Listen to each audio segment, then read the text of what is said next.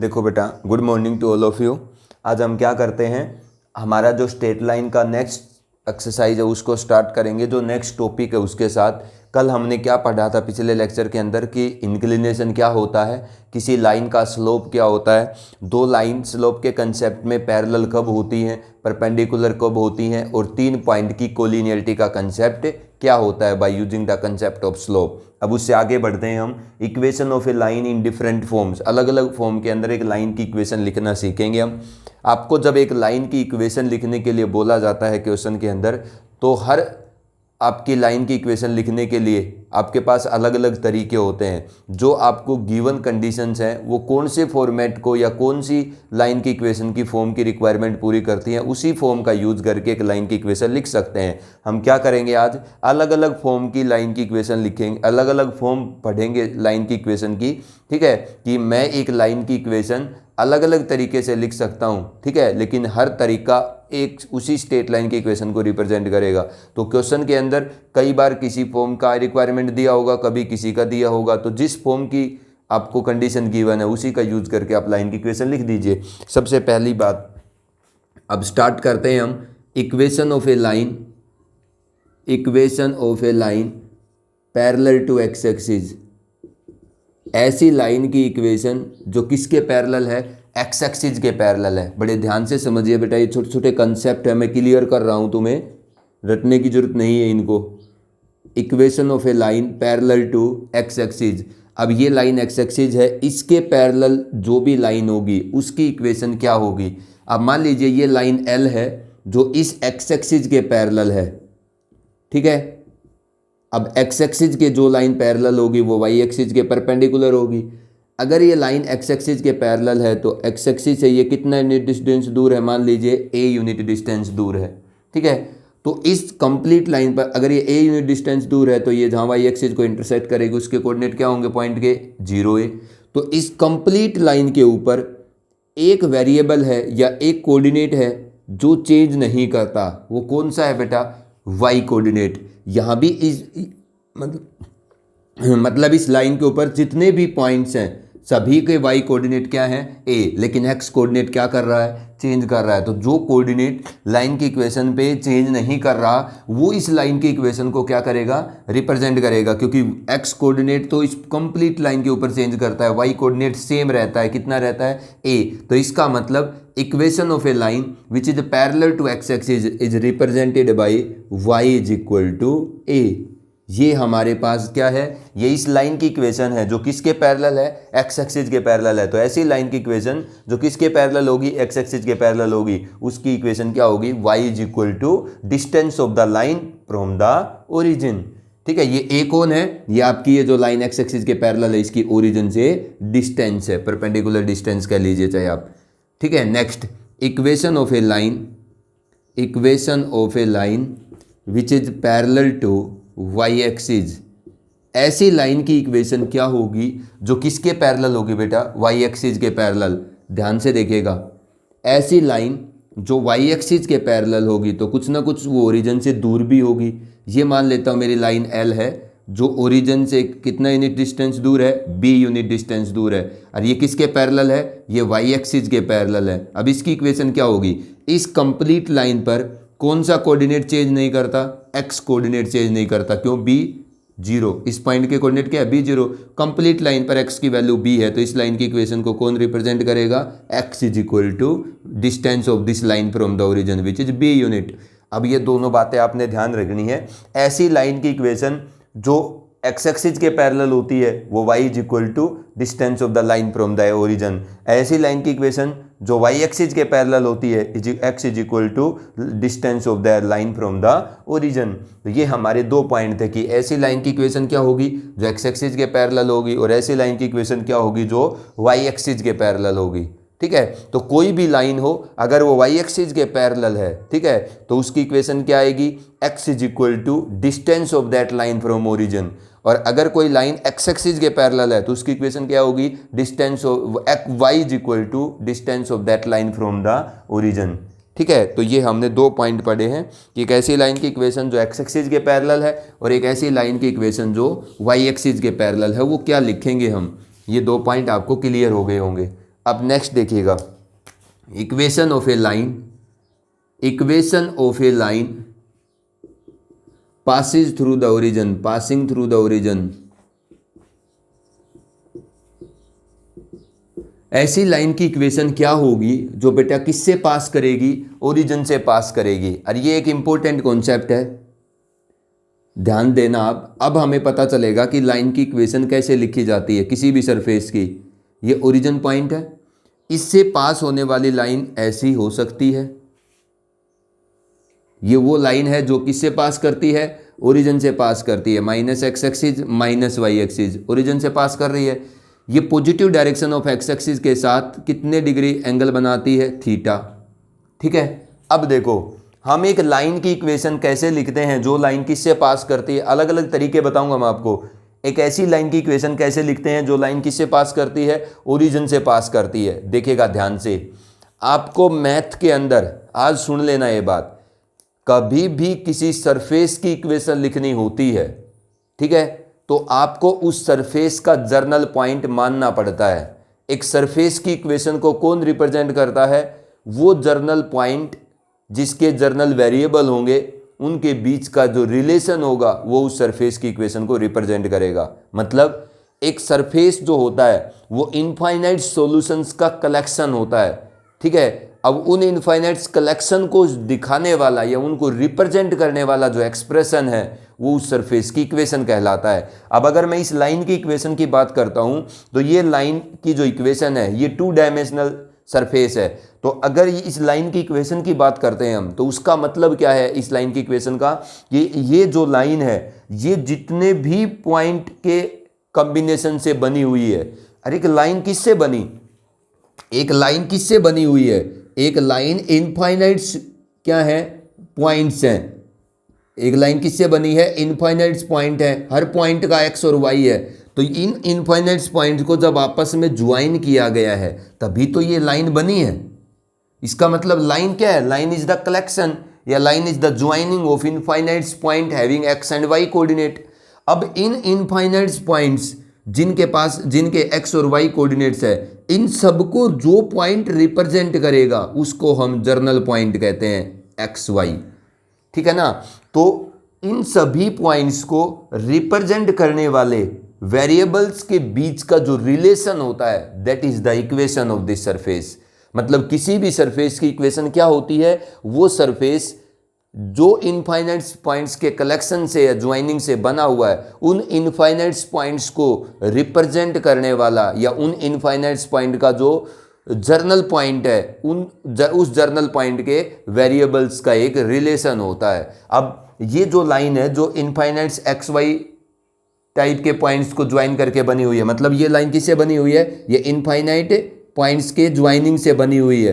ठीक है, जो इन इनफाइनाइट्स पॉइंट के ज्वाइनिंग को या इन इनफाइनाइट्स पॉइंट्स को रिप्रेजेंट करेगा, उस पॉइंट्स के दोनों वेरिएबल का जो रिलेशन होगा वो इस लाइन की इक्वेशन कहलाएगी। अब ये जितने भी इनफाइनाइट्स पॉइंट से बनी हुई है, इन सभी इनफाइनाइट्स पॉइंट्स को रिप्रेजेंट करने वाला जो पॉइंट होता है उस पॉइंट के वेरिएबल्स के बीच का जो रिलेशन आएगा वो इस लाइन की इक्वेशन कहलाएगा। अब मान लीजिए इन सभी इनफाइनाइट पॉइंट्स को ये पी पॉइंट रिप्रेजेंट करता है जिसके जर्नल कोऑर्डिनेट है एक्स एंड वाई।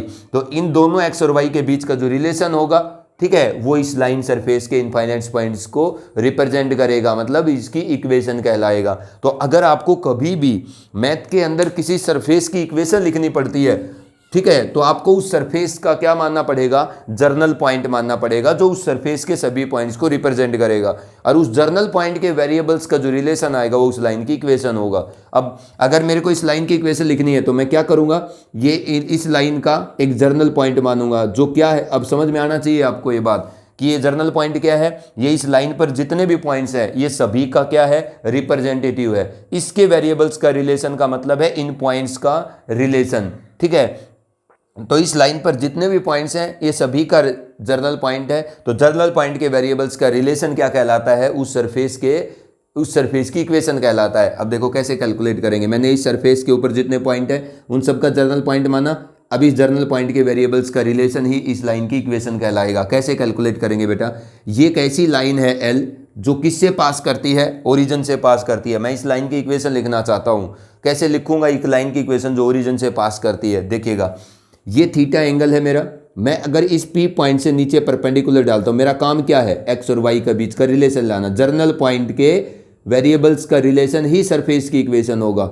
अगर यहाँ परपेंडिकुलर डाला तो ये पॉइंट है, ये कौन है बेटा वाई, ये कौन है एक्स, ये कौन है inclination of this line with positive direction of x axis in the anti-clockwise direction.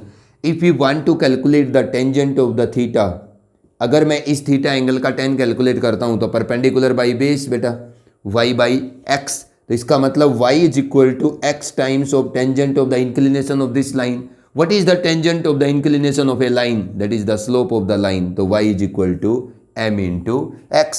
This is the equation of, this is the relation between the variables of the journal point of this line. This is known as the equation of this line. ये आपकी इस line की equation है जो किससे पास करती है, origin से पास करती है। अब दूसरा कंसेप्ट पढ़िएगा, इसका ये दो रूप होते हैं, एक ये, दूसरा मैं आपको क्या बताता हूं कि अगर आपकी लाइन मान लीजिए ओरिजिन से पास करती है लेकिन फर्स्ट और थर्ड क्वाड्रेंट में सिमेट्रिक नहीं है, आपकी लाइन किस क्वाड्रेंट में सिमेट्रिक है, सेकंड और फोर्थ क्वाड्रेंट के अंदर। अब क्या करेंगे, मान लीजिए आपकी लाइन ओरिजिन से तो पास करती है लेकिन फोर्थ क्वाड्रेंट में और सेकंड क्वाड्रेंट में आपकी लाइन सिमेट्रिक है।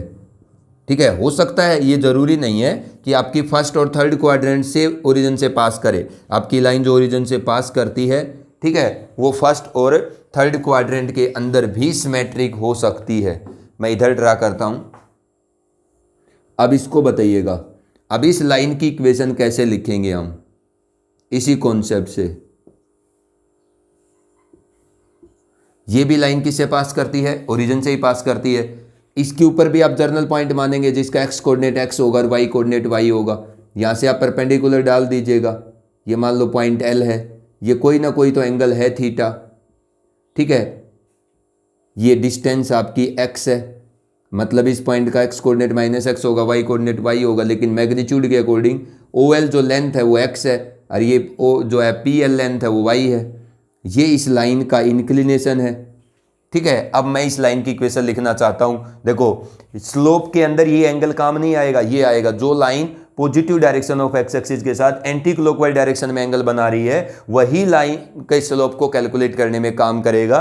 इस थीटा से आप इस लाइन का स्लोप कैलकुलेट नहीं कर सकते। तो अगर आप ध्यान से देखिएगा आप कि अगर लाइन ओरिजिन से पास करती है लेकिन फर्स्ट और थर्ड क्वाड्रेंट के थ्रू सिमेट्रिक नहीं होती, सेकंड और फोर्थ में होती है, तो लाइन की इक्वेशन क्या होगी। अब देखो यहां से आपने परपेंडिकुलर डाला, ये पॉइंट एल है, ये डिस्टेंस क्या होगी, एक्स हो, ये आपकी एक्स होगी, ये क्या होगी वाई, डिस्टेंस के अकॉर्डिंग बता रहा हूं मैं।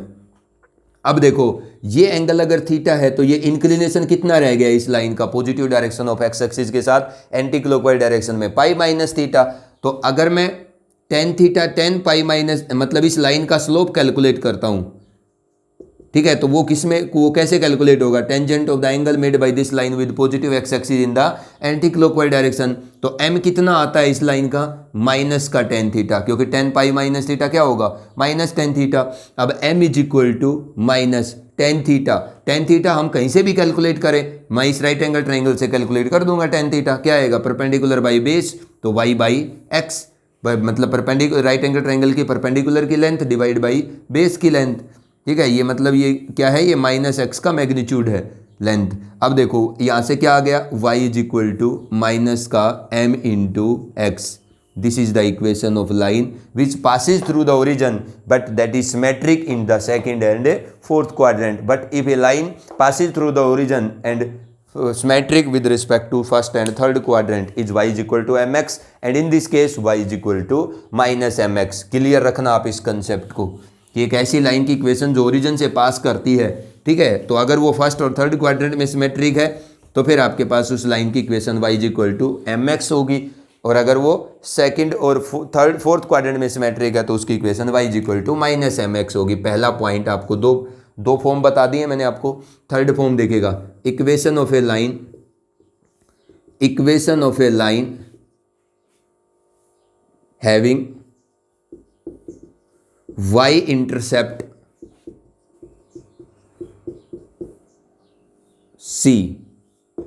ठीक है, एक ऐसी लाइन की इक्वेशन जो y इंटरसेप्ट कितना रखती है c, या जिस लाइन का जो y इंटरसेप्ट है वो कितना है c है। अब ये क्या है इंटरसेप्ट की, क्या ये क्या चीज़ है इंटरसेप्ट, देखिएगा ये हमारे पास कोई भी कार्टेशियन, ये आपके पास कार्टेशियन प्लेन है और कोई भी एक लाइन है, ठीक है, ये आपकी एक लाइन है, ए पॉइंट है, बी पॉइंट है। इस लाइन ने, इस एल लाइन ने इस एक्स एक्सिस को ए पॉइंट पर कट किया, ठीक है, तो ये जो ओ ए है बेटा इसको बोला जाएगा एक्स इंटरसेप्ट, और इसकी जो लेंथ है उसको कहा जाएगा लेंथ ऑफ एक्स इंटरसेप्ट, ठीक है। और यहाँ जो ओ बी है, मतलब इस लाइन ने ओरिजिन से वाई एक्सिस को जहां जाके कट किया है O B, this is known as the Y intercept.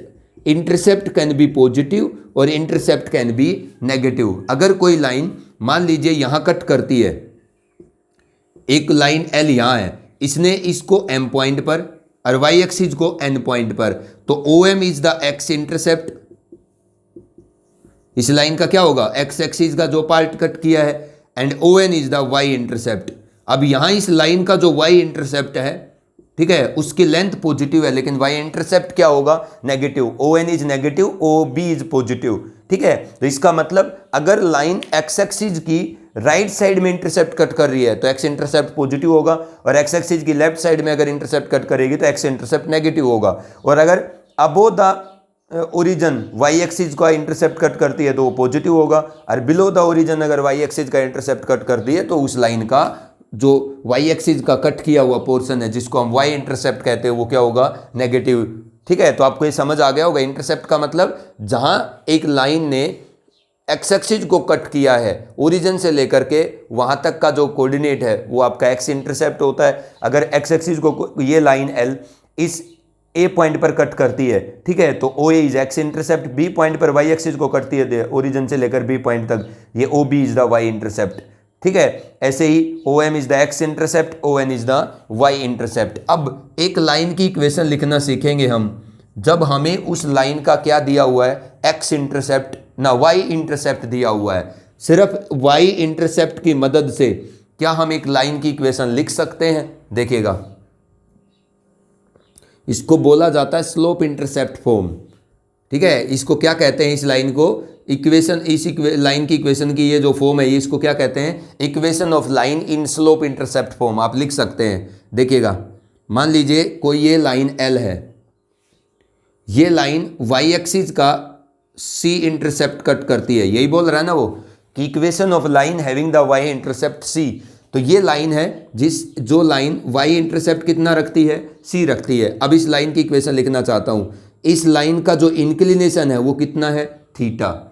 कैसे लिखेंगे आप इस लाइन, एक ऐसी लाइन की इक्वेशन लिखना चाहते हैं हम जो लाइन वाई इंटरसेप्ट कितना रखती है, सी, मतलब वो वाई एक्सिस को सी पॉइंट पे जाके कट करती है, ठीक है, और उसका इंक्लिनेशन कितना है, थीटा। हमें नहीं पता, हमें सिर्फ क्या पता है, इस लाइन का वाई इंटरसेप्ट पता है। अब देखो, अरे एक आपको having Y intercept C and slope M, मतलब इसको क्या कहते हैं हम, स्लोप इंटरसेप्ट फॉर्म कहते हैं। अगर किसी लाइन ने वाई एक्सिस का सी पॉइंट पे कट किया है, वाई एक्सिस का सी इंटरसेप्ट कट किया है, तो जहां वाई एक्सिस को कट किया है उस पॉइंट के कोऑर्डिनेट क्या होंगे बेटा, 0 सी। अब अगर मेरे को किसी सरफेस की इक्वेशन लिखनी होती है तो वही बात कि आपको इस सरफेस के ऊपर जितने पॉइंट है इन सभी का रिप्रेजेंटेटिव मतलब एक जर्नल पॉइंट लेना होगा। इसके वेरिएबल्स का रिलेशन ही इस लाइन की इक्वेशन कहलाएगी। जर्नल पॉइंट के वेरिएबल्स का रिलेशन ही उस सरफेस की इक्वेशन कहलाती है। वो जो लाइन है, आपने यहाँ परपेंडिकुलर डाला पॉइंट एन, अब यहाँ पर भी परपेंडिकुलर डालिए, this is the point L, ठीक है। अब ये आपके पास कितना है, वाई, ये कितना है, सी, ये कितना है, सी, और यहाँ से यहाँ तक कितना है, वाई, तो दिस इज वाई माइनस सी बेटा इस राइट एंगल ट्राइंगल में। यहाँ से लेकर यहाँ तक कितना है, एक्स, जो पी पॉइंट का एक्स है वही एल पॉइंट का एक्स है, वाई तो नहीं पता, ठीक है। यहाँ से यहाँ तक एक्स है, यहाँ से यहाँ तक कितना है, एक्स, इसका मतलब यहाँ x कोऑर्डिनेट 0 है, यहाँ पर कितना है, x है, सही है। अगर ये एंगल थीटा है तो बेटा ये भी क्या है, थीटा है। इस राइट एंगल ट्राइंगल का ये एंगल भी कितना है, थीटा है। अब बताइए, अगर मैं इस लाइन के स्लोप की बात करता हूँ तो m is equal to tangent of the angle made by this line with positive X axis. हमें क्या पता, m is equal to tan theta. अब इस लाइन का स्लोप कैलकुलेट करते हैं तो m क्या आता है, टेन थीटा आएगा। अगर ये जो टेन थीटा है ये मैं कैसे भी कैलकुलेट करूँ, मुझे तो थीटा एंगल का टेन चाहिए, इस लाइन का स्लोप आ जाएगा। अब थीटा एंगल का टेन अगर मैं यहाँ से निकालता हूँ तो क्या आएगा, परपेंडिकुलर बाई बेस, तो y minus C by base कितना है, x। तो बेटा यहाँ से क्या आएगा, y minus C is equal to M X. इसका मतलब y is equal to M X plus C. This is the equation of a line in the intercept form. ना इन द इंटरसेप्ट फॉर्म मत बोलो, equation of line in the slope intercept form. ठीक है, कि आपको अपनी line की equation का स्लोप पता होना चाहिए और आपको अपनी लाइन की इक्वेशन का Y intercept, here C is the Y intercept. ये जो आपका सी है यहाँ पर, ये क्या है, लाइन का वाई इंटरसेप्ट है। ठीक है, क्योंकि एक्स इंटरसेप्ट भी होता है एक, वाई इंटरसेप्ट भी होता है, यहाँ पर सी कौन है, सिर्फ वाई इंटरसेप्ट। तो अगर आपकी लाइन का आपको स्लोप पता है, ठीक है, और आपको अपनी लाइन का y इंटरसेप्ट पता है, तो आप अपनी लाइन की इक्वेशन इसका यूज करके लिख सकते हो y is equal to M X plus C. ठीक है, तो this is the equation of a line in the slope intercept form. देखो यहाँ पर m और c है, मतलब स्लोप और y इंटरसेप्ट की फॉर्म में ये एक लाइन की इक्वेशन है। ठीक है, इस फॉर्म का यूज करके एक लाइन की इक्वेशन हम तब लिखेंगे जब हमें उस लाइन का स्लोप पता होगा और हमें उस लाइन का y इंटरसेप्ट पता होगा। ठीक है, हर लाइन की इक्वेशन की अपनी रिक्वायरमेंट है। ठीक है, जिसकी रिक्वायरमेंट पूरी होती है उसी फॉर्म का यूज करके आप एक लाइन की इक्वेशन लिख सकते हो। वो स्लोप इंटरसेप्ट फॉर्म का यूज करके लाइन की इक्वेशन कब लिख पाओगे, जब आपको लाइन का क्या पता होगा, स्लोप पता होगा और उसका वाई इंटरसेप्ट पता होगा। ठीक है, तो हमने अब तक क्या पढ़ा है, equation of line parallel to x axis. ठीक है, equation of line parallel to x axis, Y is equal to A parallel to Y axis, X is equal to B.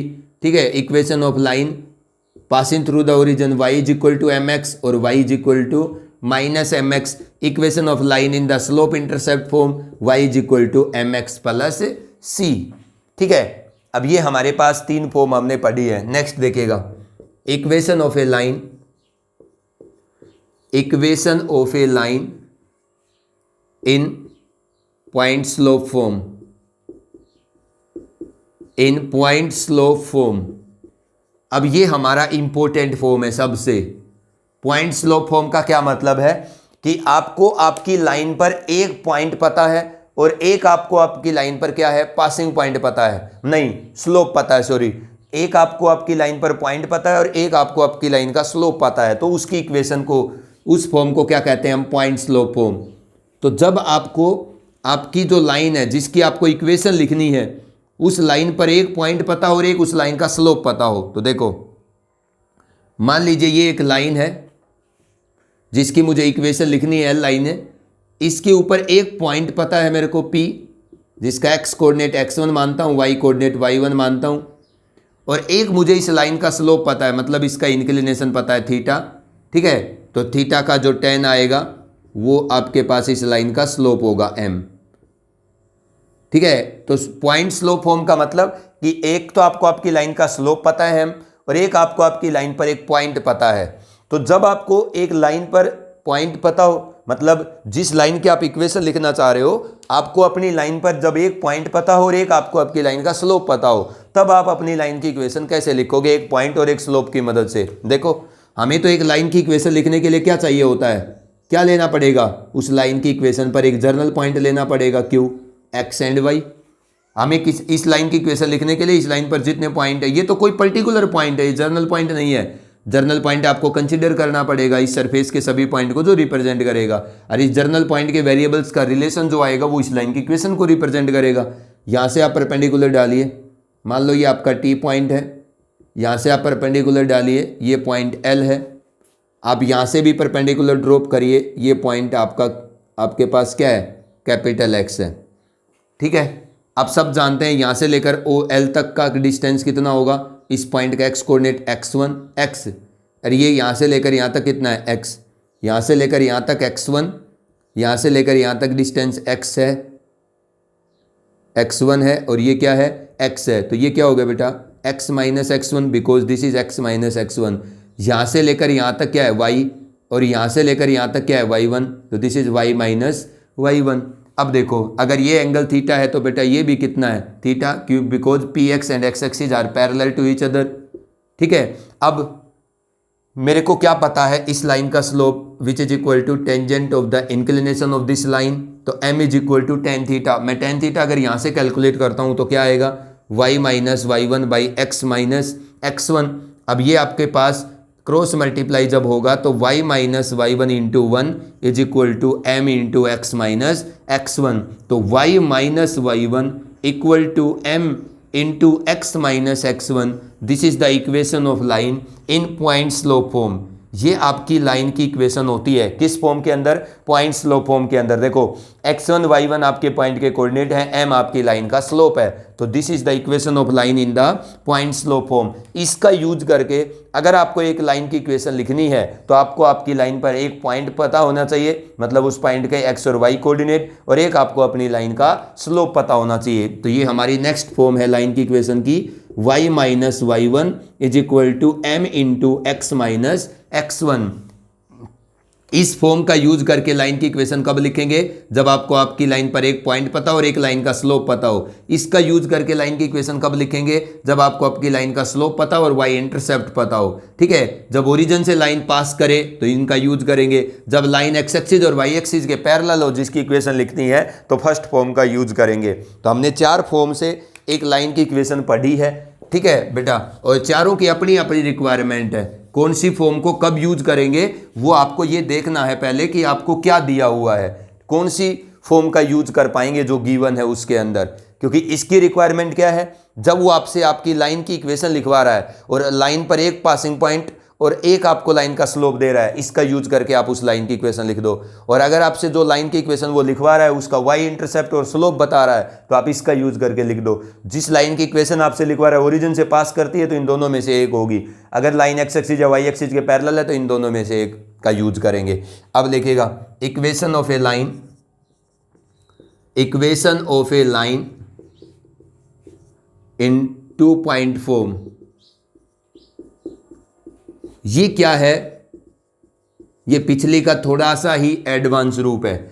एक लाइन की इक्वेशन कब लिखेंगे, जब हमें उस लाइन पर एक पॉइंट और एक स्लोप ना पता हो, हमें क्या पता हो, 2 पॉइंट पता हो, तब लाइन की इक्वेशन कैसे लिखेंगे।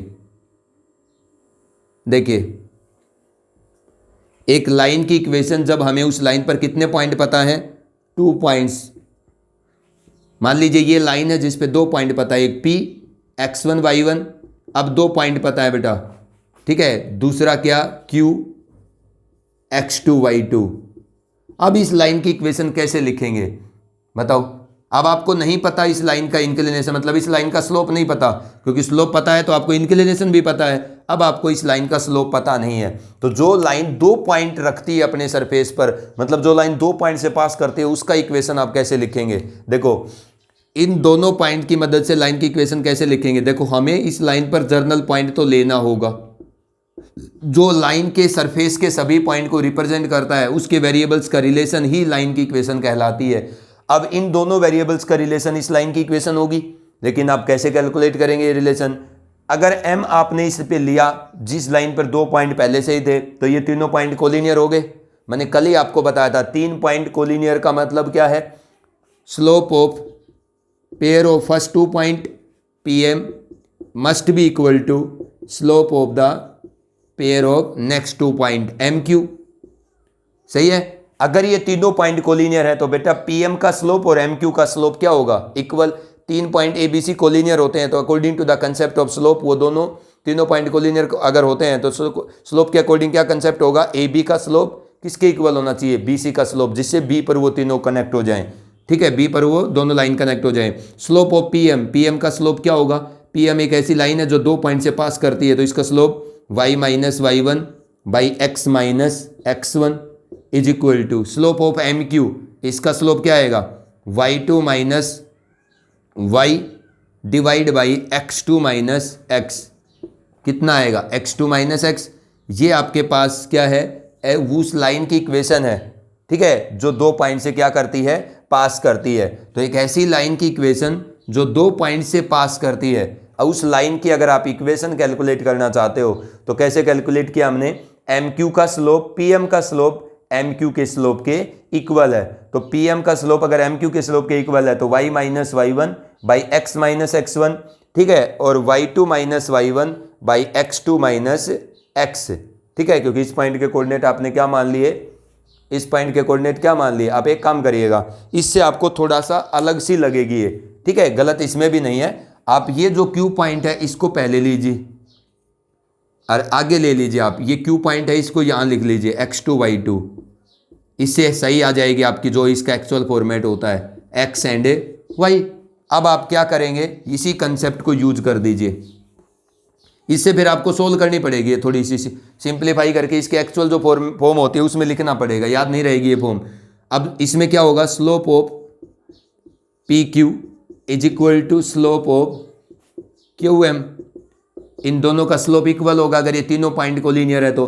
पी क्यू का slope y2 minus y1 divide by x2 minus x1, क्योंकि 2 पॉइंट से पास होने वाली लाइन का स्लोप हमने बता दिया था कल। y2 माइनस y1 यहाँ लगाएंगे तो y माइनस y2 बाई क्या x माइनस x2, ठीक है। तो इसका मतलब ये कितना आ गया, y minus y2 by x minus x2, ये आपके पास लाइन की इक्वेशन आ जाती है। अगर मैं इसको सोल्व करता हूँ तो मेरे पास, अगर मान लीजिएगा कि ये जो लाइन है इसमें अगर कैलकुलेट करता हूँ तो मैं y minus y2 cross multiply कर दो x माइनस x2 इंटू पूरा का पूरा complete y2 minus y1 by x2 minus x1। इसका मतलब y minus y2 is equal to y2 minus y1 by x2 minus x1 into x minus x2। ये है equation of line in 2 point form. अब अगर मैंने यहां पर Q की जगह x1 y1 लिख दिया होता, मतलब मैं इस P पॉइंट, इस Q के कोऑर्डिनेट Q पहले लिख लेता और P बाद में लिख लेता, तो यही लाइन की इक्वेशन क्या आ जाती, y minus y1 equal to y2 minus y1 by x2 minus x1 into x minus x1। ठीक है, दोनों ही सही हैं। आप याद रखने के लिए इसको याद रख लीजिएगा, ये याद रह जाएगी, y minus y1 y2 minus y1 by x2 minus x1 into x minus x1। Actual में ये क्या चीज़ है, ये उन दोनों पासिंग पॉइंट की मदद से स्लोप निकाला गया है और उसके बाद किसी भी एक पासिंग पॉइंट को 1 पॉइंट की फॉर्म में यूज किया गया है। ठीक है, तो आपके पास ये लास्ट फॉर्म है क्या कि y minus y1 equal to y2 minus y1 by x2 minus x1 x minus x1। ठीक है, कोई बच्चा y माइनस y2 और x माइनस x2 भी लिख सकता है, कोई भी एक पॉइंट यूज कर लो, दोनों में से P को यूज कर सकते हो, यहाँ पर मैंने P को यूज किया हुआ है, कोई बच्चा यहाँ पर क्या कर सकता है, y2 और x2 Q को भी यूज कर सकता है। ठीक है, गलत नहीं आएगी, 2 पॉइंट आपके पास किसी भी एक पॉइंट को मान सकते हो। तो ये जो एक्चुअल में ये जो चीज़ है ये बेटा क्या है, slope of the line, this is the slope of a line, ये आपकी लाइन का स्लोप है। अब मैंने अलग अलग फॉर्म से आपको लाइन की इक्वेशन लिखना बता दिया है, ठीक है, उनको समझा दिया है। अब नेक्स्ट वीडियो के अंदर हम इसके ऊपर क्वेश्चन करेंगे बेटा। Thank you.